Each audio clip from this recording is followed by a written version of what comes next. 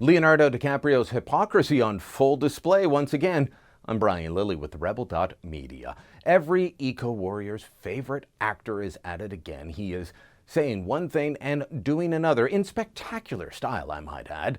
Leonardo DiCaprio is famous for his environmental views. He's given a pulpit to preach to the rest of us on, and then he lives his life in a way that's the exact opposite of what he preaches to the little people. Do you remember he got up at the Oscars and used his acceptance speech as a chance to push climate change and how we need to do more? He said, we're the last generation that will be able to do something about climate change. Well, Leo is still on the environmental movement. He's at the forefront of it. He was raising millions of dollars for it this past week in the south of France, and he got there by taking a private jet and a private helicopter, and, well, he even had a yacht off-site for the models that he flew in to populate his party and make it look pretty and beautiful. All of this using gas-guzzling machinery, the very types of things he wants us to stop using. Leonardo DiCaprio is a complete and utter hypocrite. He's out there raising money for climate change and biodiversity projects while flying across the ocean to the other side of the world, along with a bunch of his Hollywood friends who also flew in from the other side of the world, people like Mariah Carey, Paris Hilton, and other hangers-on that want to be seen at the right parties. They fly around the world to raise money. They could have done this in Hollywood. They could have done it right there.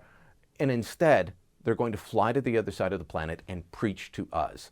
This, of course, of the same man who, shortly after his acceptance speech at the Oscars, was in Cannes in the south of France. He seems to like the south of France. He was at the Cannes Film Festival when he had to fly to New York on another private jet just to pick up an environmental award from the Riverkeepers.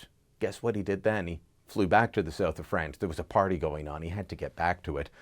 He's also the man who went to China while promoting The Revenant and said that China could be at the forefront of the eco-movement. I really think that China can be the hero of the environmental movement.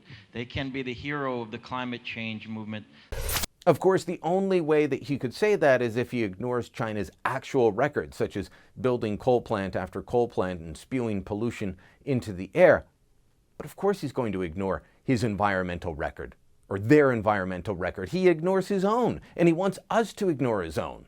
We shouldn't ignore Leonardo DiCaprio's environmental record or his hypocrisy. What we should ignore are his constant musings about what the rest of us have to do.